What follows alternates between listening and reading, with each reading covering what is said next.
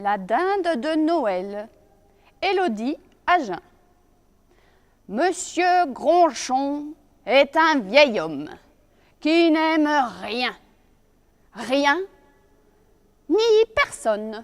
Mais ce qu'il déteste par-dessus tout, ce sont les fêtes. Et alors, Noël, Noël, oh, c'est son cauchemar. Ah, il est allergique à la bonne odeur des sapins. Et il ne supporte pas les lumières des décorations. Et lorsqu'il passe devant une fenêtre entr'ouverte, d'où s'échappe la délicieuse odeur d'un repas de Noël, eh bien, il se bouche le nez. Eh oui. D'ailleurs, vous pouvez aller chez Monsieur Gronchon le soir du 24 décembre. Vous ne trouverez pas l'ombre d'une guirlande, ni la plus minuscule part de bûche, et surtout pas, oula, surtout pas le moindre cadeau. Noël ou pas, pour Monsieur Gronchon, c'est toujours pareil. Tous les soirs, un bol de soupe, tout rikiki.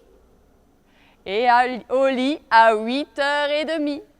La fin du mois de novembre approchait quand Monsieur Gronchon trouva un beau matin une pauvre dinde, maigre et apeurée, dans son jardin.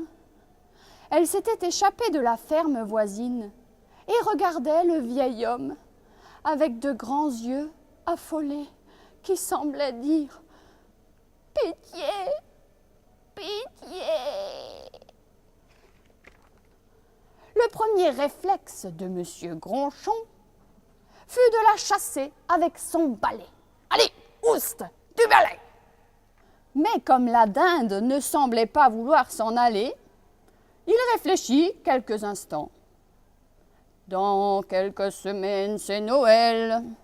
Après tout, moi aussi j'ai bien droit à un repas de fête. Surtout que là, c'est gratuit. » Ah, ah, ah. Bah oui, je vous ai pas dit, Monsieur Gronchon était très radin, un vrai radouille. Il se mit à ricaner. La dinde le regardait d'un air anxieux, tandis que lui songeait. Elle est un peu maigrichonne, mais je vais l'engraisser jusqu'à ce qu'elle devienne énorme.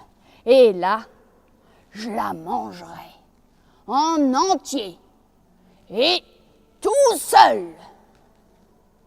Monsieur Gronchon ne put s'empêcher de glousser à nouveau.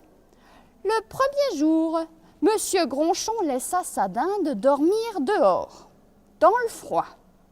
Mais quand le lendemain, il la retrouva toute grelottante, le vieil homme pensa « Après tout, maintenant qu'elle est là, autant la garder bien au chaud, parce qu'en ce moment, dehors, c'est plutôt glas-glas. » Et pour que sa dinde n'ait pas froid, Monsieur Gronchon cassa sa tirelire et alluma son chauffage pour la première fois. La première semaine, il lui donna pour toute nourriture quelques graines qui traînaient par-ci par-là. Mais comme la pauvre dinde avait l'air de perdre encore du poids, le vieil homme pensa « Après tout, maintenant qu'elle est là, autant lui donner à manger, en veux-tu, en voilà !» Et pour que sa dinde n'ait plus faim, Monsieur Gronchon retira tous les billets qu'il avait cachés sous son matelas. Il se rendit au village et lui acheta du bon grain. On peut dire qu'il s'en occupait bien de sa dinde, Monsieur Gronchon. Pour qu'elle ne s'ennuie pas, il lui parlait parfois et il lui avait même donné un petit surnom. Dodinette, la plus jolie des dindonettes. Le mois de décembre était déjà bien entamé, et le jour tant attendu approchait. Mais à mesure que le temps passait, le vieil homme ne se sentait pas dans son assiette. Il était un peu barbouillé, et pour tout vous dire, il n'avait plus beaucoup d'appétit. La veille de Noël, Monsieur Gronchon n'y tint plus. En regardant Dodinette, il éclata en sanglots. « Oh, mais tu comprends, je suis obligée de te manger. C'est pour ça que je t'ai gardé, c'est pour ça que je t'ai engraissé. C'est pour te manger. » Et Monsieur Gronchon pleura, pleura et pleura encore.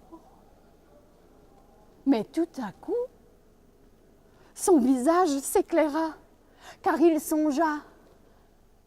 Après tout, maintenant qu'elle est là, et que l'on s'entend bien, autant la garder avec moi, plutôt que d'en faire un festin.